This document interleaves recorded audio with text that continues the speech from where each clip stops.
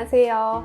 세상에 나쁜 피부는 없다 새나피 시간이 돌아왔습니다. 오늘은 백반증에 대해서 이야기를 좀 해볼까 해요. 흰색 반점이 몸에 생겨서 걱정스러운 눈빛으로 저 백반증인가요? 하고 진료를 보러 오시는 분들이 많은데요. 제가 진료를 해보면 백반증인 경우도 있지만 아닌 경우도 있습니다. 그래서 오늘은 백반증이 정확히 어떤 건지, 어떻게 치료하는지, 관리법까지 알려드리겠습니다. 백반증은 다양한 크기로 원형이나 불규칙한 모양의 백색반이 피부에 나타나는 질환입니다. 전신에 발생할 수도 있고 발생하는 나이도 어린아이부터 노인까지 다양합니다. 그렇지만 대개 10세에서 30세 사이에 가장 많이 발생합니다. 백반증이 유전인지 궁금해하시는 분들이 많은데요. 환자분들 중 30%는 가족력이 발견됩니다. 근데 가족력이 아닌 경우에는 왜 생기나요? 백반증이 생기는 원인은 다양합니다. 아직 명확한 이유가 밝혀지지는 않았는데요. 백반증이 여러 타입이 있고 그 타입에 따라 치료 반응이 또 달라집니다. 그래서 100% 완치가 가능하다라고 말하기는 힘들지만 초기에 치료하시면 치료 반응이 더 좋다고 알려져 있습니다. 우리 아이들, 어린이들한테 많이 발생하는 피트리아스 알바 백색 비강진이 있습니다. 부모님들이 아이들 얼굴에 하얗게 탈색반이 생기는 걸 보고 놀라서 백반증인가 하고 오시는 경우가 많아요. 이 백색 비강진은 주변 피부보다 탈색되어 보이는 특징이 있는데요. 백반증처럼 경계가 명확하진 않고 얇은 비늘로 덮여있는 증상을 보입니다. 원인이 명확하진 않지만 색소 저하를 동반하는 습진으로 보고 있습니다. 그 다음 두 번째로 많이 오셔서 물어보시는 질환은 IGH, 흑발성 물방울량 저색소증이 있습니다. 피부에 작은 하얀 반점이 나타나는 피부 상태인데요. 10대 이후에 나타나기 시작한다고 되어 있긴 하지만 주로 50에서 60대 어르신들이 이 병변이 생겼다고 많이 오십니다. 이 질환의 경우 주로 정강이나 아래팔에 발생하는데요. 원인으로는 만성적인 햇빛 노출에 의한 노화 현상이라고 추정되고 있습니다. 세 번째, 또 자주 오시는 경우를 말씀드리면 이 관절 치료를 위해서 주사를 맞고 난 후에 이 부위가 하얗게 변했다고 오시는 경우인데요. 이런 경우는 일시적인 증상이기 때문에 주사를 중지하고 경과를 지켜보시면 정상 피부로 돌아오기 때문에 걱정하지 않으셔도 됩니다.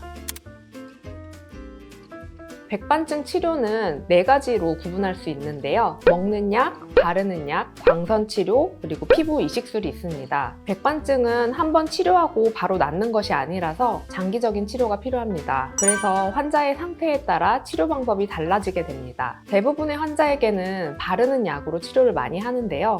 스테로이드 연고나 면역 조절제인 타크로리무스, 피메크로리무스, 국소 도포제를 사용하면서 엑시머나 MB-UVB 같은 광선 치료를 병행하는 것입니다. 그런데 초기에 백반증이 급격히 퍼지거나 광범위한 부위에 나타나는 경우가 있어요.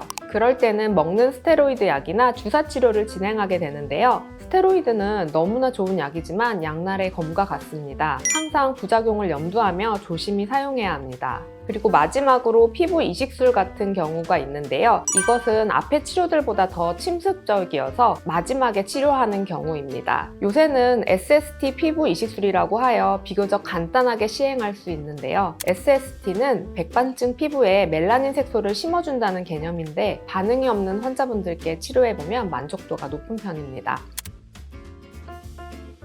백반증의 치료는 기본적으로 바르는 약 그리고 광선 치료로 시작을 하는데요. 광선 치료에 대해 걱정하시는 거라면 멜라닌 세포를 자극하는 목적으로 쓰이기 때문에 전혀 아프지 않고 따뜻한 열감만 느낄 수 있어서 어린 아이들도 쉽게 받을 수가 있습니다. 다만 앞서 말씀드린 SST라는 피부 이식술은 국소 마취를 하고 진행해야 되기 때문에 어린아이의 경우에는 아프다고 느낄 수 있습니다. 백반증의 치료 기간은 사람마다 다 다른데요. 치료에 반응이 좋은 사람은 금방 좋아지기도 합니다. 하지만 대부분은 장기 치료를 하게 되고요. 또한 좋아져서 치료를 끝낸 환자 중에 한참 있다가 다시 재발했다고 오시기도 합니다. 일단 처음 백반증으로 오시는 환자분들께 말씀드리는 것은 인삼이나 홍삼, 한약 같은 면역력을 높이는 식품 섭취를 중지하시라고 말씀을 드립니다. 그리고 활성화산소를 낮출 수 있는 과일, 채소를 많이 드시라고 말씀드립니다. 비타민C와 엽산, 은행나무 추출물, 비타민 D 등도 도움이 되는 것으로 알려져 있습니다. 또한 말씀드릴 내용은 백반증은 쾌분화 현상을 보이는데요. 쾌분화 현상은 상처가 난 부위에 동일한 피부 질환이 나타나는 증상입니다. 그러므로 때밀이 같은 물리적 마찰이나 자극, 외상에 주의하셔야 합니다. 강한 햇빛에 의한 자외선도 자극이 될 수 있기 때문에 외출 시 꼭 자외선 차단제를 발라주시는 게 좋습니다. 그리고 정말 중요한 것은 백반증은 발생 초기에 치료를 해주면 반응이 더 좋기 때문에 내 피부가 갑자기 하얗게 변한 것 같다고 생각되시면 가까운 피부과 전문의 병원에 방문하셔서 제대로 된 진단 및 치료를 받으셔야 합니다. 백반증 관련해서 더 궁금한 점이나 진단이 필요하신 분들은 병원에 내원하셔서 적절한 치료 받아보시면 좋을 것 같습니다. 오늘 테나피는 여기서 마치도록 하겠습니다. 감사합니다.